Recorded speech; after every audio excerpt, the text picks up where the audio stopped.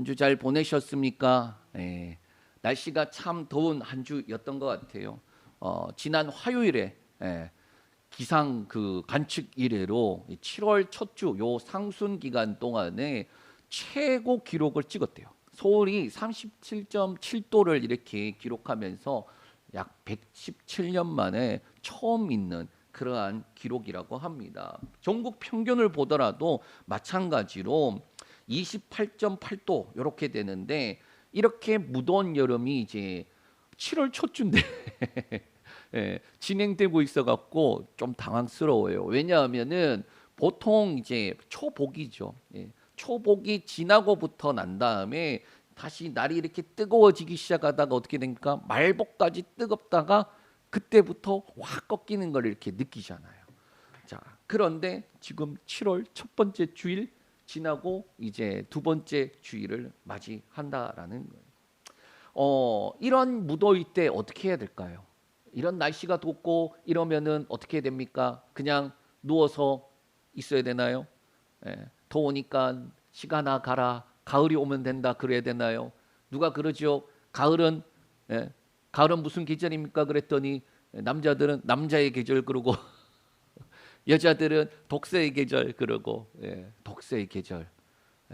그런데 이 여름을 어떻게 보내야 되는가? 기승전 말씀 기도해요. 저한테 이 더운 여름날 어떻게 보내야 됩니까? 라고 묻는다면 말씀과 기도로 더 열심히 하나님 앞에 나아가야죠. 기승전 말씀 기도예요. 우리의 영혼이 더욱더 성장하고 자라가지 않으면 어떻게 됩니까? 거기서 유지하는 게 아니라 떨어진다라는 거예요. 그게 참으로 신기한 영적인 세계다. 그래서 오늘 이번 주부터 시작해서 8주간 여름 특별 시리즈로 흔들 흔들이라는 제목이에요. 흔들 흔들. 뭐 노래가 갑자기 생각날랑 말랑 하는데 그죠? 흔들 흔들 하는 거. 자, 뭐냐? 흔들리는 왕들, 흔들리지 않는 말씀이라는 큰 주제 안에서 이 역대하에 나오는 왕들을 중심으로 우리가 같이 한번 말씀을 보려고 합니다. 그래서 우리가 하나님 말씀 안에 있을 때에 하나님 말씀 가운데 살아갈 때 하나님이 주시는 복이 무엇인지 또 동시에 하나님 말씀 가운데서 벗어나면은 잘 하다가도 어떻게 되느냐 막판에 어그러지는 그런 모습들을 우리가 왕들을 통해서 살펴보게 될 텐데 우리의 심령에 하나님 말씀대로 살아야 되겠다. 그렇게 더 힘을 내는 귀한 8주 되시길 축복합니다. 자, 먼저 역대하를 우리가 보는데 역대상이 있고 역대하가 있죠. 또 그 말고 또 어떤 말씀이 있습니까? 비슷한 말씀이 열왕기상하가 있어요. 그러니까 열왕기상하나 역대상하나 어떻게 보면 왕들에 대한 내용들이다라는 거예요. 이 왕들에 대한 내용들인데 초점을 제가 못 맞춰갖고 제가 초점을 못 맞춰요. 말씀을 희릿하게 보는 것처럼 제가 초점을 못 맞춰요. 보기는 보는데 희릿하게 본단 말이에요. 자, 무슨 말씀을 하고 싶은 것이냐? 이 역대기 우리가 하를 보지만은 열왕기 상하랑 역대상하 이 같은 왕들에 대한 내용들인데 그럼 뭐가 다릅니까? 이 열왕기는 북왕국과 남왕국 이 둘 다 다르고요. 그러면서 정치적, 군사적 그러한 사건들을 시간 순서대로 쭉 나열하고 있어요. 그래서 이 왕이 어떤 전쟁을 벌였고 어떤 동맹을 맺었는가 그 왕들에 대한 내용들이 쭉 나오고 반면에 역대기는 어떠하냐 남왕국을 중심으로 하는데 바벨론 포로기 이후에 제사장들이 우리가 왜 망하게 되었는가 왜 이 나라가 하나님께서 그래서 영영이 있게 하신다고 약속하신 나라가 어떻게 이렇게 망하게 되었는가 그 망한 이유를 찾아가는 거예요. 그러면서 뭐 하는 거예요? 하나님 말씀 가운데서 벗어났기 때문에 하나님과 관계성에서 떠났기 때문에 우리가 이렇게 되었다. 그 관점 속에서 역사를 뒤집어 가는 거예요. 이해가 되시죠? 그래서 어떻게 보면은 약간의 우리가 하나님 말씀에서 떠났기 때문에 우리가 하나님과 관계를 깨트려 버렸기 때문에 주어진 거야. 그게 핵심이면 어떻게 되나요? 그 왕들이 하나님 말씀 가운데 살았는지, 하나님과 올바른 관계를 맺었는지가 중요하게 포인트가 되어서 우리에게 말씀을 해준다라는 거예요. 자, 그래서 오늘 우리가 이 역대기 하를 보는 이유는 역대상에는 다윗에 대한 내용들만 쭉 나와요. 그리고 역대하에 가서서 솔로몬에 대한 내용부터 시작을 해서 이제 왕들에 대한 내용들인데, 그런데 1장부터 시작해서 이 10장까지 가는 그 내용들이 뭐냐? 솔로몬에 대한 내용들이에요. 솔로몬에 대한 내용이 아주 많이 기록시켜 놓고 있다. 그 이유가 뭐냐? 새로운 시대를 열어가기 때문이에요. 그러니까 다윗까지는 어떻게 보면은 한 시대가 마무리되고 솔로몬부터 이제 본격적인 다윗 왕조로서 그 왕의 시대를 열어가는 거예요. 그러면 그 시작이 뭐냐라고 할 때에 가장 중심은 두 가지입니다. 바로 왕궁을 세우고 그 다음에 성전을 건축한 거였어요. 그러니까 솔로몬 때에 왕궁 세우고 그리고 성전을 건축한 거예요. 더 정확하게 말하면 이 성전 안에 다윗이 그토록 바라던 하나님의 그 전을 만들고 거기에 뭐를 넣느냐? 법궤가 들어가요. 네.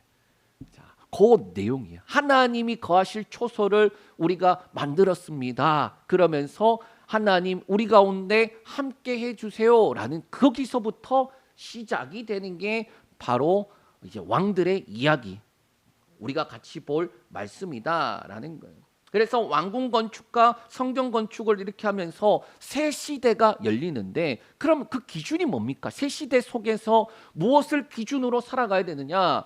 그 기준을 통하여서 무엇이 축복이 되고 무엇이 저주가 되느냐라는 것, 그것을 우리가 같이 살펴볼 것이다라는 겁니다.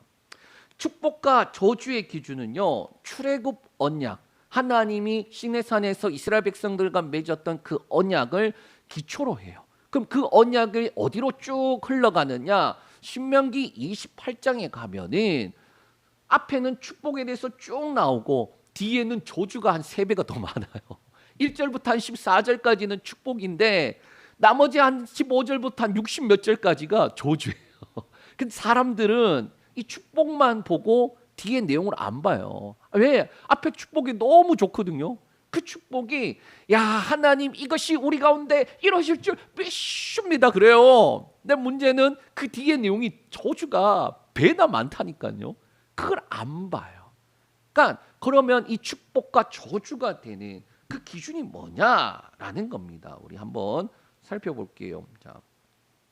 자, 요게 지금 신명기 28장 축복과 저주에 대한 내용이에요. 자, 축복 쭉 나오고 저주 쭉 있는데, 자, 순종 대 불순종 이렇게 볼 수 있다. 그러면 말씀으로 한번 볼게요. 28장 1절과 15절인데 1절은 축복의 시작, 15절은 저주의 시작이에요. 우리 한번 1절 읽겠습니다. 시작. 내가 내 하나님 여호와의 말씀을 삼가 듣고 내가 오늘 네게 명령하는 그의 모든 명령을 지켜 행하면 내 하나님 여호와께서 너를 세계 모든 민족 위에 뛰어나게 하실 것이라. 아멘. 1절부터 14절까지 축복, 그 시작이 뭐다? 여호와의 말씀을 삼가 듣고 지켜 행하면. 자, 그럼 15절 저주의 시작은 어떻게 되느냐 읽겠습니다. 네가 만일 내 하나님 여호와의 말씀을 순종하지 아니하여 내가 오늘 네게 명령하는 그의 모든 명령과 규례를 지켜 행하지 아니하면 이 모든 저주가 네게 임하며 네게 이를 것이니. 그러면서 60 몇 절까지 그냥 쭉 저주가 나와요. 자, 그 기준을 뭐라고 말합니까? 여호와의 말씀을 듣고 명령을 지켰는가? 지키지 않았는가? 하나님의 말씀을 듣고 지켜 행하는가? 그리고 듣고 순종하지 않는가? 뭐 이렇게 돼 있는데 결국에는 듣는 건 다 들어요. 그런데 뭐 하는 거예요? 듣고 지켜 행하느냐? 듣고 지키지 않느냐라는 거예요. 특별히 8주간 이 여정 속에 오늘 첫 번째 시간입니다. 여기에 기준이 되는 내용이 나와요. 그러니까 어떻게 보면은 이 첫 번째 시간이 늘 중요해요. 늘 수업의 첫 번째 시간과 마지막 시간이 중요합니다. 마지막 시간이 중요한 이유는 뭔가요? 시험 문제가 다 나오거든요. 그럼 시작할 때 왜 중요합니까? 이 과목이 어떻게 진행될지에 대해서 선생님들이 이야기를 해주기 때문에 마찬가지입니다. 이 왕들이 이어지는 왕들이 어떻게 축복을 받고 어떻게 저주로 행하여 가는가? 그 기준이 무엇인가? 그리고 그걸 통하여서 우리는 어떻게 살아가야 되겠는가? 그리스도인들은 어떻게 살아가야 되겠는가? 거기에 대해서 같이 말씀을 보려고 합니다. 자, 오늘 본문 배경은 이렇게 돼요. 솔로몬이 7년 동안 공사 끝에 성전을 완성을 합니다. 그래서 하나님 앞에 성전을 완성하고 6장 보면은 성전을 완성하고 난 다음에 거기에 필요한 것들을 채워넣어요. 채워놓고 그러고 난 다음에 솔로몬의 기도가 6장에 등장하는데 그 기도의 내용은 5가지가 됩니다. 첫 번째는 뭐냐? 하나님께 드리는 예배의 자리가 여기 준비되어 있습니다. 하나님 앞에 이곳이 이제 하나님께서 우리 아버지를 통해서 말씀하셨던 것, 그가 소원했던 것, 그리고 제가 이렇게 준비했던 것, 여기 이제 완성이 됐습니다. 하나님 여기에 준비됐습니다. 그렇게 하고, 둘째는 뭐냐? 다윗 언약의 성취에 대한 찬양입니다. 하나님께서 다윗을 택하셔서, 그 목동 다윗을 택하셔서 하나님 그에게 왕으로서 그렇게 세워주시고, 그의 그 주어져 있는 언약이 뭐냐? 그의 왕위가 영영이 하리라라는 그 말씀이 있거든요. 그러니까 사울은 하나님께서 빼앗아 버렸어요, 은총을. 그런데 다윗에게는 은총을 빼앗지 않고 그에게 영영이 이어지는 왕권을 주셨다. 거기에 대한 성취를 말한다라는 거예요. 세 번째는 뭐냐? 기도 응답을 향한 간구예요. 하나님, 이곳에서 하나님 앞에 기도할 때 응답하여 주시옵소서.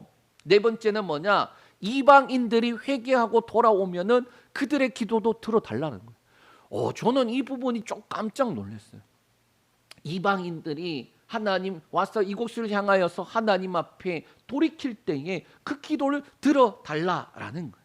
마지막 5번째는 온 백성의 죄를 위한 중보와 응답에 대한 확신이에요.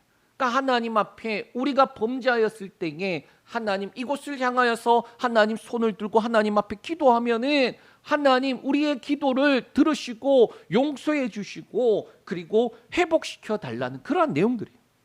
자, 이 5가지의 기도를 솔로몬이 해요. 그러고 난 다음에 7장 어떻게 되느냐? 이 기도에 대해서 하나님이 응답하십니다. 우리 7장 1절에서 3절 말씀 읽겠습니다. 자, 7장 1절부터 3절. 솔로몬이 기도를 마침에 불이 하늘에서부터 내려와서 그 그 번제물과 제물들을 사르고 여호와의 영광이 그 성전에 가득하니 여호와의 영광이 여호와의 전에 가득함으로 제사장들이 여호와의 전으로 능히 들어가지 못하였고 이스라엘 모든 자손이 불이 내리는 것과 여호와의 영광이 성전 위에 있는 것을 보고 돌을 깐 땅에 엎드려 경배하며 여호와께 감사하여 이르되 선하도다 그의 인자심이 영원하도다 하니라. 아멘. 자, 하나님이 응답하셨다라는 게 어떻게 나타났다는 거예요?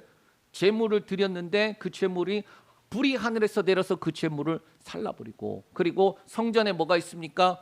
여호와의 영광이 가득했다라는 거예요. 성경 안에는요 하나님의 응답이 이렇게 나타난 게 여러 군데 있는데, 첫 번째는 성막을 만들고 난 다음에 그때에도 이 일이 있었다. 레위기 9장 24절에 보면 성막을 다 하고 그 안에 이제 정결케 하고 난 다음에 하나님 앞에 드리는데, 첫 번째 제사장으로 세워진 그들이 직무를 처음 행할 때에 하나님께서 그 제단으로 불을 내려서 그 제단에 있는 제물들을 다 살아버려요. 하나님께서 함께하심이 응답하셨다라는 게 나타나고, 또 다른 곳은 어디냐? 열왕기상 18장에 나오는데 아주 유명한 사건이죠. 갈멜산에서 누굽니까? 엘리야가. 갈멜산에서 그 바알과 아세라 그 선지자들 그 제사장들하고 지금 750대 1인가요? 17대 1도 대단하다 하는데 750대 1로 뭐합니까? 너네 하나님이 진짜 하나님인지 우리 하나님이 진짜 하나님인지 한번 해보자. 그래서 하는데 750대 1로 이기죠. 그 가뭄이 있던 때에 제단에 물동이를 3번이나 부어갖고 그 제단 주변에 흘러 넘치는데 하나님 앞에 기도하자마자 불이 빡 떨어지는 거예요. 그 제단을 사르고 그다음 물도 핥았다라고 성경은 말씀하고 있어요. 그걸 통해서 뭘 알 수 있습니까? 하나님의 응답하셨다. 하나님이 응답하셨다. 여기에 함께 하신다. 하나님이 인정하신다. 그 모든 것들이 다 있는 것이죠. 성전을 완공하고 난 다음에 이제 하나님 앞에 낙성식을 하는 거예요. 하나님 이렇게 하나님 앞에 드립니다 하는데 그때 솔로몬이 기도할 때에 하나님이 듣고 응답을 하시는데 어떻게? 똑같이 불이 하늘에서 내려와서 제단을 다 살라버려요. 하나님이 받으셨다라는 거예요. 그리고 난 다음에 어떻게 됩니까? 성전 안에 하나님의 영광이 가득 차게 돼요. 자, 이러면 끝이 난 걸로 보통 생각해요. 그렇잖아요. 아니 하나님 응답하셨는데 이보다 뭐 더 할 게 뭐가 있는가? 불러 응답하시고 또 하나님 앞에 예배했으면 다 된 거 아니야? 그렇게 생각할 수 있어요. 그러나 여기서 우린 더 나가야 돼요.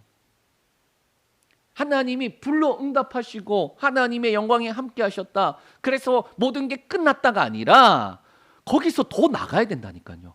우리의 신앙이 어떤지 아십니까? 기도를 해요. 기도를 안 하는 게 아니야. 기도를 해. 응답받아. 그러면 하나님 다음에 또 뵐게요. 그러고 가버린다는 거예요. 뭔 말인지 아시겠어요? 지금 우리가 어디에 초점을 두고 있는가? 응답하셨다에 초점이 있는가? 아니면은 그 응답하시는 하나님께 초점이 있는가를 잘 생각해야 된다라는 거예요. 왜? 여기서 하나님께서 진정한 응답에 대한 부분을 말씀하시는데 진정한 응답은 문제 해결이 아니라는 거예요. 하나님 다 이게 받았어. 그래 오케이. 그러면 예 하나님 다음에 뵐게요. 그러고 이제 그러는 게 아니라 하나님이 여기서 이걸 발판 삼아서 한 단계 더 나아가자라고 하는 게 그 첫 번째가 뭐냐? 하나님과의 만남이다라는 거예요. 우리 11절 12절 말씀 읽겠습니다. 11절 12절 솔로몬이 여호와의 전과 왕궁 건축을 마치고 솔로몬의 심중에 여호와의 전과 자기 궁궐에 그가 이루고자 한 것을 다 형통하게 이루니라. 밤에 여호와께서 솔로몬에게 나타나사 그에게 이르시되 내가 이미 네 기도를 듣고 이곳을 택하여 내게 제사하는 성전을 삼았으니. 자, 앞에 불로 하나님이 응답하셨어요. 그런데 11절에 어떤 말씀이 있습니까? 자, 성전과 왕궁을 다 건축하고 난 다음에 솔로몬의 마음이 그랬다는 거예요. 아, 내가 기도하고 바라던 모든 것들이 다 이루어졌다라고 생각할 때라는 거예요. 아니 이보다 더 좋은 게 어디 있습니까? 아니, 여러분의 삶 가운데 기도한 족족 다 응답되고 여러분이 걸어가는 길마다 형통케 되고 그리고 하나님이 늘 축복해 주시는 게 느낀다면 그러면 그 이상 뭐 바랄 게 있을까라고 생각하잖아요. 그런데 성경은 하나님은 여기서 조금 더 나아가세요. 그가 형통케 됨을 어떻게 말하느냐? 성경은 심중에 소원한 것들을 하나님이 이루어 가셨다라는 그 인정의 고백을 하는데 그런데 밤에 하나님이 그를 찾아오세요. 잘 생각해 보면 여러분 둘 중에 선택하라면 어떤 거 선택하겠습니까? 기도한 것 응답받는 걸 선택하실래요? 하나님을 만나서 대화하는 걸 선택하실래요? 자, 하나님 맞죠? 본질은 그거잖아요. 우리가 기도의 응답을 통하여서 기도가 응답되어서 문제가 해결된 것만 만족하는 사람은 아주 낮은 수준이죠.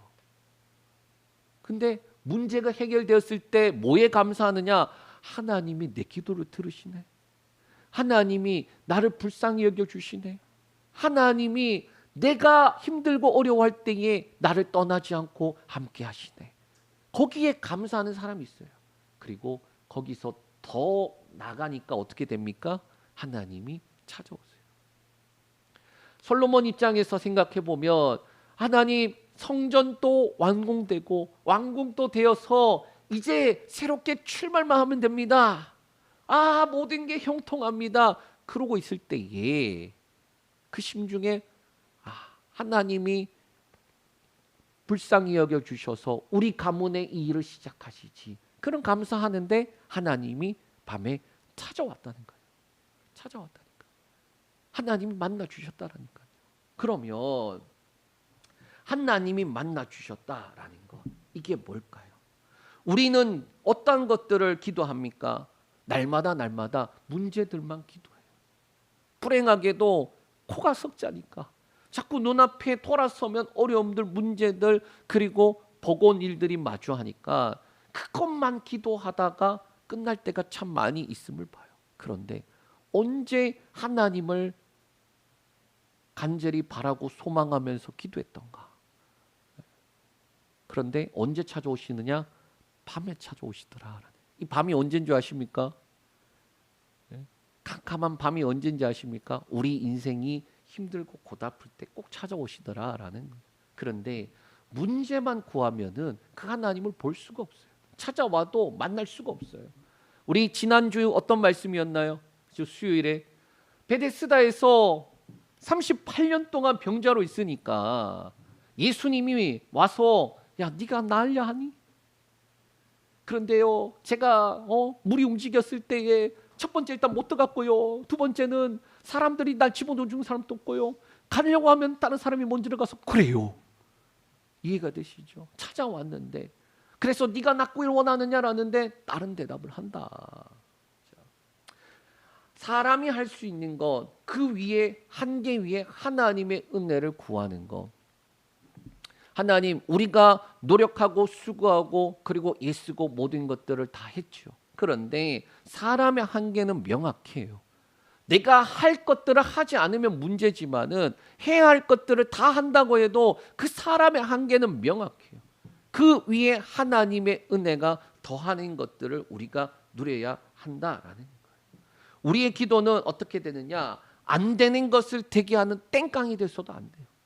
안 되는데 되게 해달라고 땡깡 부려도 안 되고, 또 적은 노력에 많은 수확을 하는 이 고효일이 뭐다? 기도다. 이렇게 해서도 안 된다라는 거예요. 하나님, 우리의 한계는 명확합니다. 그런데 그 위에 하나님의 손이, 은혜의 손이 있길 원합니다. 그 기도가 되어야 한다라는 거예요. 많은 사람들이 실수하는 것 두 가지입니다. 첫 번째, 기도만 쏟아놓고 가버려요. 막 나열을 하는데 그러고 가버려요, 하나님 앞에. 두 번째, 응답하시는 하나님보다 응답에만 관심이 있는 경우가 많아요. 응답 받고 나면 어떻게 됩니까? 다음에 올게요 그러고 안 봐요, 하나님을. 자, 문제가 있으면 보이다가 문제 해결되고 나면 교회 안 나타나시는 분들이 있어요. 있어요. 왜 없을 것 같아요? 있어요. 그리고 어느 순간에 나타나면 저 집에 또 문제가 있구나. 저희는 다 알잖아요. 저희는 다 알잖아요. 자, 이때에 하나님이 솔로몬을 찾아와서 말씀하시는 거예요. 12절, 네가 하는 기도를 들었고 내가 택하여 성전 삼았다라고 말씀하고 있어요.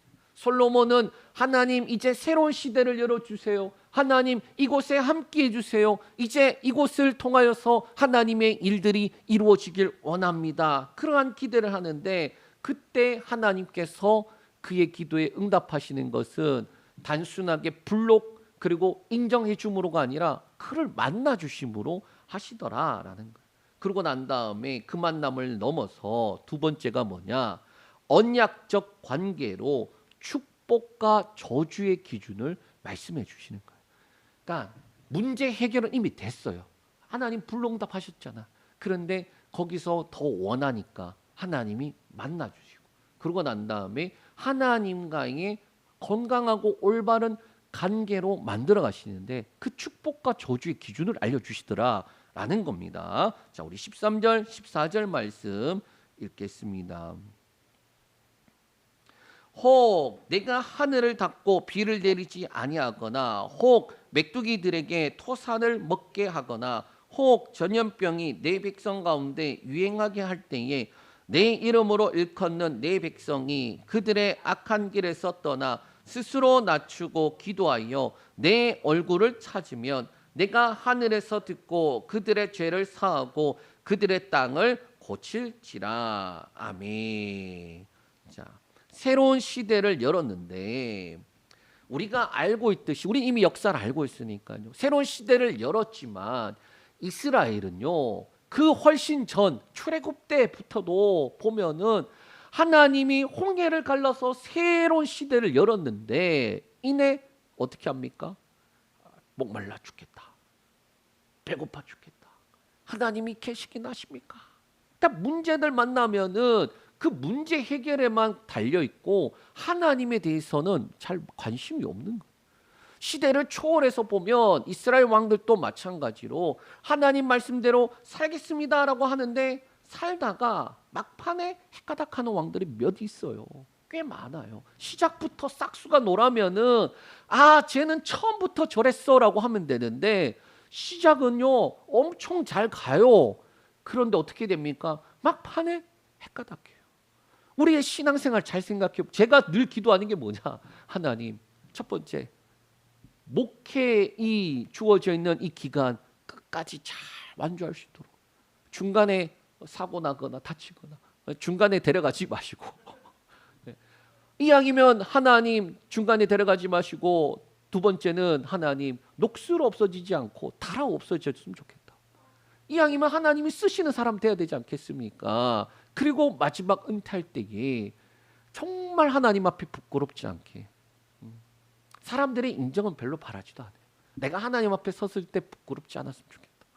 이 길을 끝까지 온전하게 전에는 굵고 짧게였는데 지금은 가늘고 길게요. 주님. 굵고 짧은 건 필요 없어요. 가늘고 길게 이 가늘고 길게 뭐가 담겨 있느냐? 처음 내가 가졌던 마음이 끝까지 변치 않기를 이란 마음입니다. 불행하게도 이 이스라엘 역사를 보면은 그 처음 가졌던 그 마음이 얼마 안 가서 변질되는 것을 봅니다. 예를 들면 그 토독 고대하고 그렇게 바라던 가나안 땅에 들어가요. 정복을 해요. 그래서 그들이 우와 하나님이 우리에게 주신 축복의 땅이다 그러는데 어떻게 되느냐? 사사기 2장 10절에서 13절 한번 볼까요?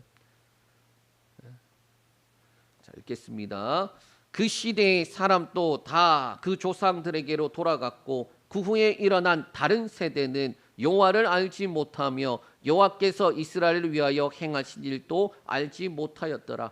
이스라엘 자손이 여호와의 목전에 악을 행하여 바알들을 섬기며 애굽 땅에서 그들을 인도하여 내신 그들의 조상들의 하나님 여호와를 버리고 다른 신들 곧 그들의 주위에 있는 백성의 신들을 따라 그들에게 절하여 여호와를 진노하게 하였으되 곧 그들이 여호와를 버리고 바알과 아스다롯을 섬겼으며. 자, 요수아가 죽고 난 다음에 새로운 세대를 향하여 뭐라고 말하냐? 다른 세대라고 말해요. 하나님의 말씀을 따라서 하나님을 만나고 하나님을 경험한 세대가 아닌 다른 세대다. 그들은 하나님을 알지 못하고 하나님의 말씀도 알지 못하고 그 결과가 뭐냐? 하나님을 떠나 우상을 섬기는 것이다 라는 거예요. 우리가 읽진 않았지만 하나님을 떠나 우상을 섬기니 어떻게 되느냐? 노략하는 자들의 손에 하나님이 넘겨버려요. 그래서 그들이 노략을 당해요. 그리고 또 어떤 이냐? 대적의 손에 하나님이 넘겨요. 그들이 괴로움을 당해요. 그 사사기 2장 바로 밑에 나오는 내용이에요. 자, 그런데 하나님이 어떻게 하느냐? 그들의 괴로움이 심할 때에 하나님이 사사를 세워서 그들을 구원하신다라는 내용이 거기에 나와요. 사사기에 어떻게 보면 핵심 내용이 사사기 2장 방금 읽었던 10절부터 한 17절까지 나온단 말이에요. 가만히 생각해 보면 너네가 지금 내 이름과 내 말씀과 모든 것들을 버리고 어디 갔습니까? 우상을 향하여 갔으면은 하나님은 어떻게 해야 돼요? 아니 저것들 깨심한 놈들 응? 다 쓸어버려야지. 예? 다 쓸어버려야지. 그러면서 걔네 버리고 새로운 민족을 세워서 하나님 백성 해도 돼요. 자, 그런데 어떻게 합니까? 하나님 그렇게 하시지 않는다라는. 하나님이 그렇게 하시지 않는다. 결국은 하나님이 사사를 세워 그들을 구원하시고 뭘 경험하게 하느냐? 내가 이런 하나님이야 라는 걸 경험하게 하신다라는 거예요. 왜 그럴까요? 왜? 하나님과 이스라엘이 가지고 있는 관계성 때문이에요. 하나님이 뭘 잘해서가 아니라 뭔가 이렇게 해서가 아니라 관계라는 것 때문에 그런 것이다라는 거예요. 자, 그렇기 때문에 단순하게 제물을 받았다, 또 성전의 영광이 그렇게 가득했다, 그것만으로 설명할 수가 없다라는 거예요. 그거는 기본이 되고 그 이후에 뭐가 있어야 되느냐? 하나님과 건강한 관계성을 가지고 어떻게 살아갈 것인가. 우리말로 바꾸면 이런 거예요. 그리스도인이 되었잖아요. 그러면 죽으면 천국 간단 말이에요. 그렇잖아요. 그런데 죽으면 천국 가는데 바로 천국 가면 좋은데 그게 아니에요. 예? 하나님의 자녀로 가는데 이 땅에서는 지 마음대로 살아. 예? 그리고 죽으면 천국 간다 그러고 있는 거예요. 하나님하고 뭐 하는 거예요? 하나님하고 건강한 관계 속에서 뭐 해야 됩니까? 건강하게 자라가야죠. 하나님 입장에서는 우리가 어떤 자입니까? 자기의 모든 것들을 내어주고 살렸잖아요. 독생자를 주고 살렸잖아요. 하나님과 우리가 어떤 관계가 됩니까? 아버지와 자녀가 됐잖아요. 혈연 관계가 됐다니까요. 그 부모가 자식을 못 버린 이유가 혈연 관계예요. 그러면 자식은 어떻게 됩니까? 건강하게 자라가야 되는 거예요. 때에 맞게 자라가고 건강하게 자라가야 되고, 옛날에 그런 이야기 있잖아요. 자녀가 잘못하면 어떻게 됩니까? 그 부모가 욕먹는다고. 그래서 부모들이 자녀들에게 엄청나게 교육을 했어요. 나가서 부모의 얼굴에 먹칠하지 말라고. 예. 자식들은 그런 거예요. 우리가 건강하게 자라가지 못한다는 의미는 뭐냐? 세상에서 우리가 욕먹는 게 아니라 우리를 통해 하나님을 욕먹게 한다는 거예요. 명예라는 게 달려있다는 거예요. 명예. 하나님은 사랑으로 우리 가운데 함께 하시지만 그럼 우리가 가진 책임, 그 사랑의 책임은 뭐냐? 명예가 있다는 거. 어떤 명예? 우리를 통하여서 하나님의 명예가 나타난다라는 거예요. 자, 말씀을 쭉 이어갈 텐데, 그래서 어떻게 해야 되겠습니까? 하나님의 백성답게 살아가는 그 축복의 그 기준, 그리고 그 말씀에서 벗어나면 저주의 기준이 있다라는 것입니다. 자, 이러이러한 일 때문에, 그래서 너희한테 이런 일이 생기면 뭐라는 거예요? 너희가 지금 어떻게 되고 있다? 말씀에서 떠났다. 하나님에서 떠나 있다. 14절에 그런데 악한 길에서 떠나고 스스로 낮추고 기도하면 어떻게 됩니까? 하나님 찾으면 하나님이 듣고 죄를 사하고 땅을 고치신다. 왜? 내 이름으로 일컫는 백성이기 때문에. 내 이름으로 일컫는 백성이기 때문에. 그러니까 다른 이유가 아니라 내 이름으로 일컫는 내 백성이기 때문에. 잘못했어요. 버리는 게 아니라 그들이 고통당하고 있다가 돌아오면은 용서하고 고치신다. 그 이유가 뭐라고요? 너희가 잘못을 회개했기 때문에. 그게 아니라 내 이름으로 일컫는 백성이기 때문에. 그러니까 초점이 바뀌어야 돼요, 우리가. 자, 그래서 자, 우리 같이 한번 말씀 한 군데 보겠습니다. 그러면 그 증표가 뭐냐? 그 증표가, 그 약속의 증표가 뭐냐? 우리 15절 16절이에요. 이제 이곳에서 하는 기도에 내가 눈을 들고 귀를 기울이니 이는 내가 이미 이 성전을 택하고 거룩하게 하여 내 이름을 여기에 영원히 있게 하였음이라. 내 눈과 내 마음이 항상 여기에 있으리라. 아멘. 자, 하나님의 그 약속의 증표가 뭡니까? 성전이다라고 말씀하시는 거예요. 왜? 하나님의 마음이 있는 곳이다. 하나님의 눈이 항상 있는 곳이다 라고 말씀하기 때문에. 자, 하나님께서 그렇게 말씀하셨는데 그 증표가 뭡니까? 성전이야. 왜 성전이냐? 거기에 내 마음과 내 눈이 있기 때문이야. 그렇게 말씀한다라는 거예요. 솔로몬이 건축한 이 성전은 택하고 거룩한 곳입니다. 하나님께서 택하고 거룩한 곳이에요. 내 이름을 여기에 영원히 두게 하고 내 눈과 마음이 항상 있게 하는 곳이다라는 거예요. 그러니까 단순하게 건물로만 생각하면 안 되는 거예요. 교회도 마찬가지입니다. 교회도 단순하게 건물로만 생각하면 안 돼요. 하나님의 뭐가 있습니까? 이름이 있는 곳. 하나님의 눈과 마음이 있는 곳이에요. 저와 여러분들이 단순하게 그냥 살아가면 안 되는 이유가 뭐냐? 우리를 성전 삼아서 예수 그리스도의 이름이 우리 안에 거하고 그 안에 뭐가 있습니까? 성령이 거하는 전으로 삼으셨다는 거예요. 하나님의 눈과 마음이 항상 있는 곳이 바로 우리예요. 그런데 그 증표인 거예요. 그게 하나님의 약속의 증표인 거예요. 자, 그렇기 때문에 거기서 드리는 기도와 예배는 반드시 듣고 그리고 기뻐하시는 언약의 표징이 된다라는 거예요. 그러니까 이 표징이 되는 것을 통하여서 뭐 하는 거예요? 우리는 말씀 가운데서 살아가는 쪽으로 가서 뭐 해야 되겠습니까? 복을 누려야 되겠죠. 그런데 거기에 있는 증표가 있음에도 불구하고 어디로 갑니까? 자꾸 벗어나면 어떻게 됩니까? 삶 가운데 어느 순간에 멈춰라는 게 주어졌을 때에 뭘 해야 되는가? 돌이킬 줄 알아야 된다라고 말씀하고 있어요. 그래서 세 번째는 뭐냐? 언약적 관계에 축복과 그럼 저주가 뭡니까? 자, 축복과 저주가 뭡니까? 예, 축복 먼저 할게요. 축복 17절에서 18절 말씀 읽겠습니다.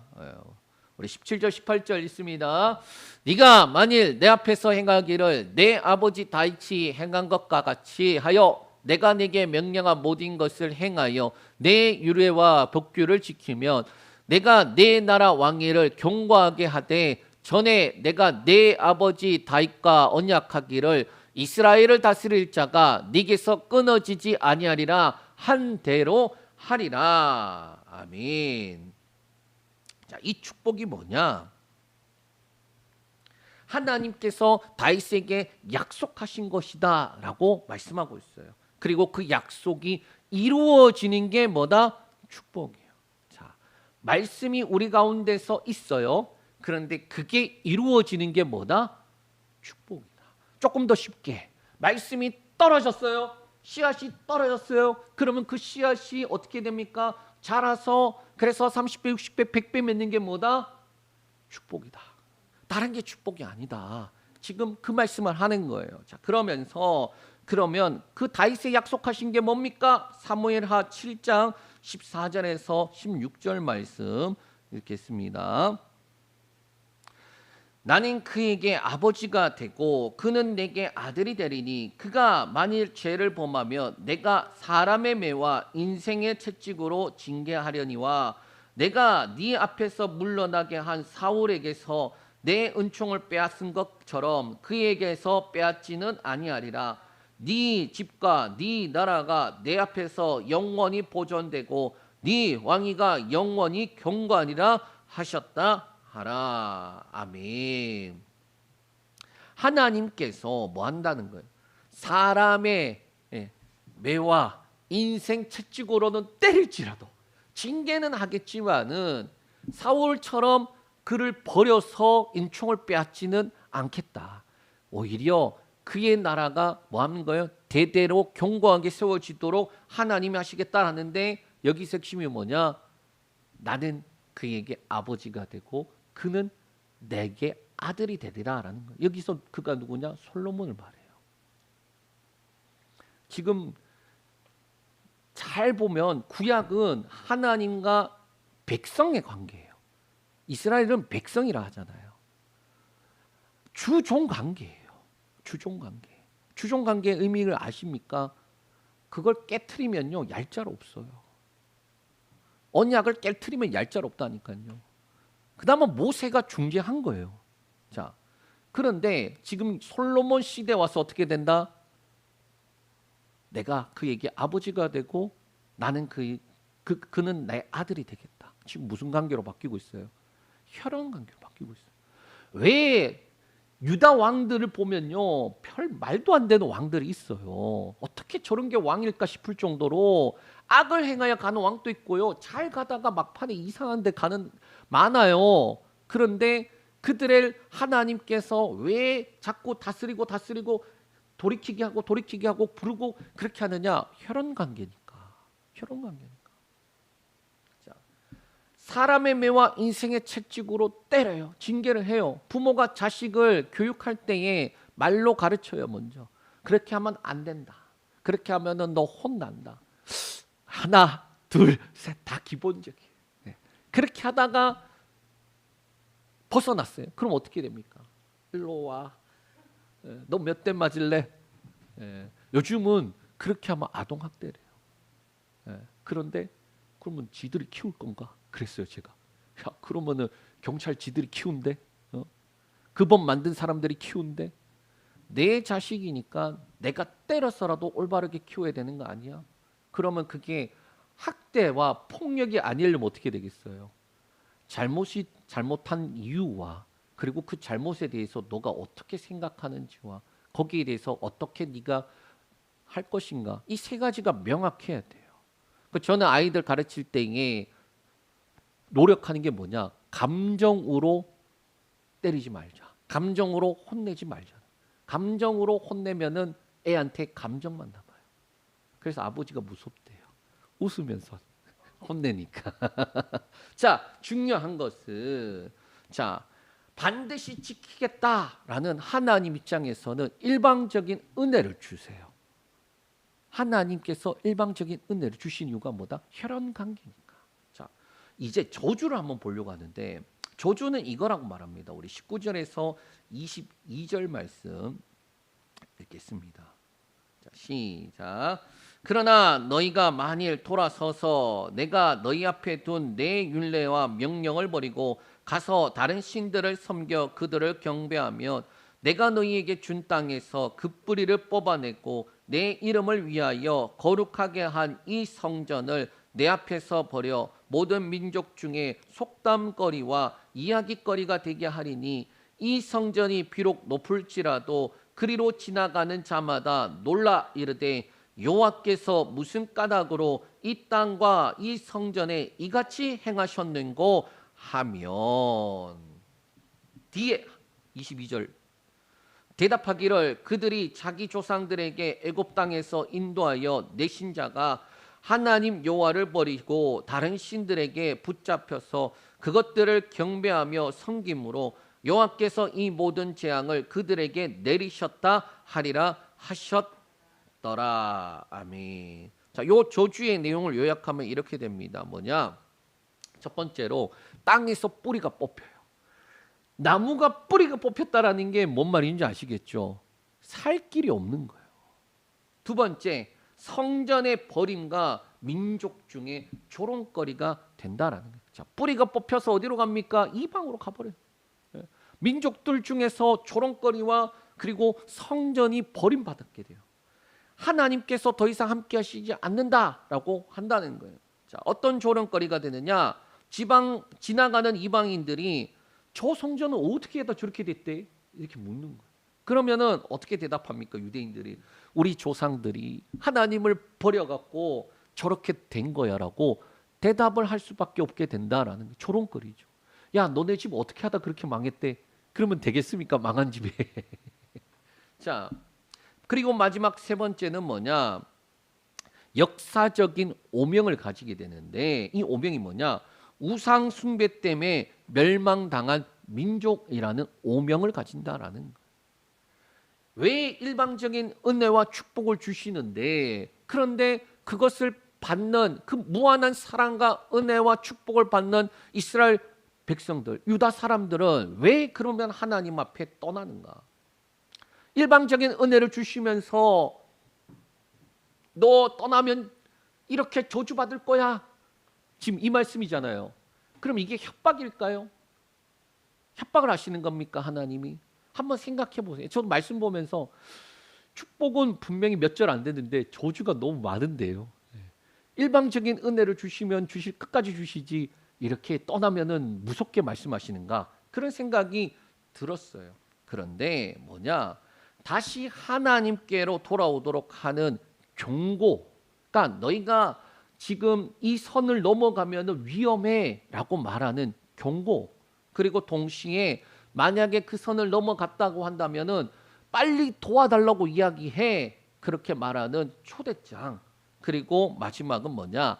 이 선이라는 게 명확하게 있으므로 안정장치가 되는 거예요. 그러니까 너희가 말씀 하나님과 관계성 그것을 떠나가면은 너희한테 주어지는 것들이 이러한 것들이야. 그러니까 가면 안 돼.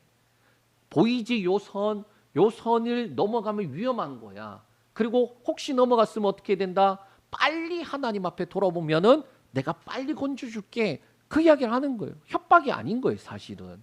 말씀을 정리합니다. 솔로몬의 말년 사실 좋지 못해요.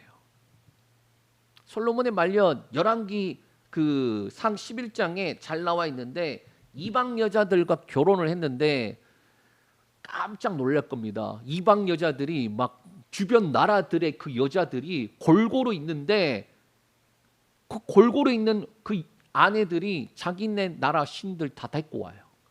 그리고 거기서 예배할 수 있도록 자기네 신들한테 예배할 수 있도록 우상 제단을 쌓게 합니다. 그거 솔로몬이 허용을 해요. 그래서 하나님이 솔로몬에게 열왕기상에는 명확하게 나오거든요. 야, 너가 나를 떠났기 때문에 너 때에는 내가 다윗하고 약속한 게 있으니까 내가 안 하는데 네 아들 때에는 조각으로 찢어갖고 10조각과 2조각으로 그래서 10조각은 네 신하가 가져가 버리고 한 지파만 너희하고 붙어갖고 도울 수 있도록 해주겠다. 그게 베냐민 지파고 유다 지파예요. 그래서 그렇게 나눠진다라는 내용이 나와요. 언약이 무엇입니까? 내 이름을 성전에 두겠다라는 거예요. 순종할 때 복을, 불순종할 때 징계를 약속하시는 거예요. 그리고 이것은 새 시대를 여는 기준이 되고 부모와 자식 관계 끊을 수 있나요? 끊을 수 없는 것처럼 하나님과 언약적인 관계가 되었음을 말씀하고 있어요. 이전에 제가 한번 그런 이야기 했을 거예요. 기독교의 위대한 점이 뭐라고 했습니까? 죽어도 산다라는 거예요. 저는 이게 정말로 그 어떤 것보다 제 지금 현재 상황에서는 위로가 돼요. 죽어도 산다고. 죽어도 산다고. 이보다 더 대단한 말이 뭐가 있겠는가. 세상은 죽으면 끝이라고 하니까 어떻게 되나요? 안 죽으려고 바동바동거리잖아요. 죽을까 봐 바동바동거리잖아요. 그런데 기독교에서 하나님 말씀 뭡니까? 죽어도 산다라는 거예요. 하나님이 계시다라는 거예요. 뭐라는 거예요?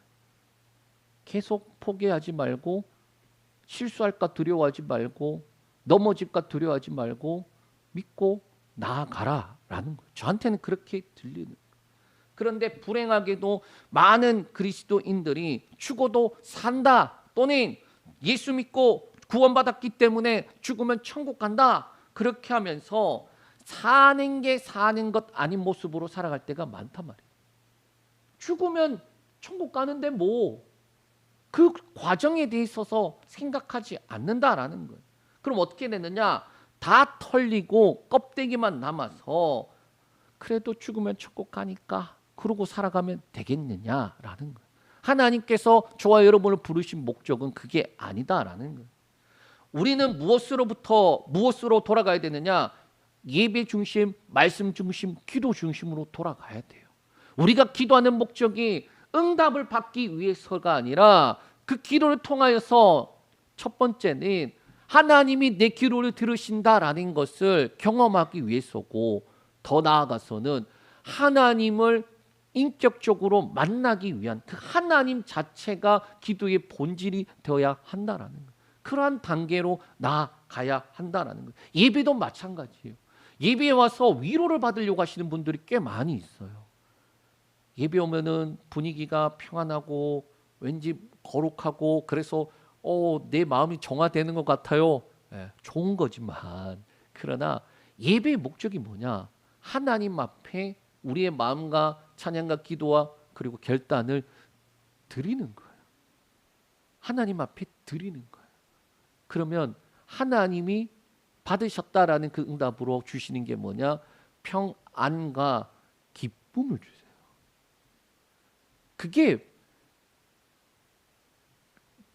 쉽게 말하면 콩고물에 자꾸 목적을 두지 마라. 하나님 앞에 드리기 위해서 왔다. 하나님, 내가 상하고 깨어져 있는 이 모습 그대로 왔어요. 일주일간 힘들었어요. 그런데 하나님께 오면 받으신다고 하셨으니까 하나님, 이 모습 그대로 하나님 앞에 나아갑니다. 그래도 하나님이 계셔서 내가 살아갈 수 있습니다. 그럴 때에 하나님이 주시는 위로와 평안과 기쁨이 있으면 되는 건데, 그게 아니라 왠지 교회 오면은 마음이 평안해서 또 오늘 교회 안 오면은, 주일날 교회 안 오면은 가다가 혹시라도 사고 날까 봐 놀러 가기 전에 잠깐 들렀다 가요. 예. 그게 뭐다? 낮은 수준이다. 낮은 수준이다. 그래서 이 이야기를 하고 싶은 거예요. 우리가 8주 동안 주목해야 될 게 뭐냐? 건축가가 있는데 두 군데에다가 집을 지어요. 하나는, 첫 번째 집은 강가에 모래 위에다가 집을 지으면 어떻게 될까요? 괜찮아요. 그런데 비가 오면은, 태풍이 불면, 바람이 불면, 폭우가 쏟아지면 무너지는 집을 짓는 거예요. 또 다른 집이 있죠. 반석 위에 집을 지으면 어떻게 됩니까? 태풍이 불고 바람이 불고 그리고 그렇게 뭐 비가 쏟아진다 할지라도 무너지지 않는다라는 거예요. 우리 마태복음 7장 24절에서 27절 말씀 읽겠습니다.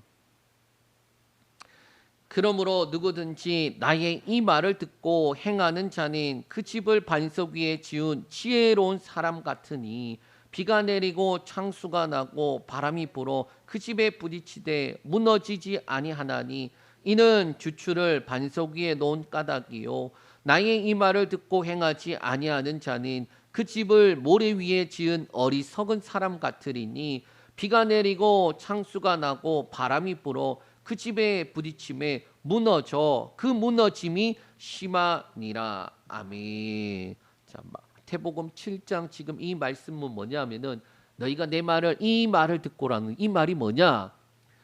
5장부터 시작되는 이 산상수훈의 말씀이에요. 하나님의 나라의 백성들이 어떻게 살아야 되는지 그 지침이 나오는 거예요. 어떻게 보면은 새 시대를 열어가는 그 지침을 말씀하는 거예요. 그 말씀을 듣고 지켜 행하면 지혜로운 사람인데, 어떤 사람? 반석 위에 집을 지어서 흔들리지 않는 사람이에요.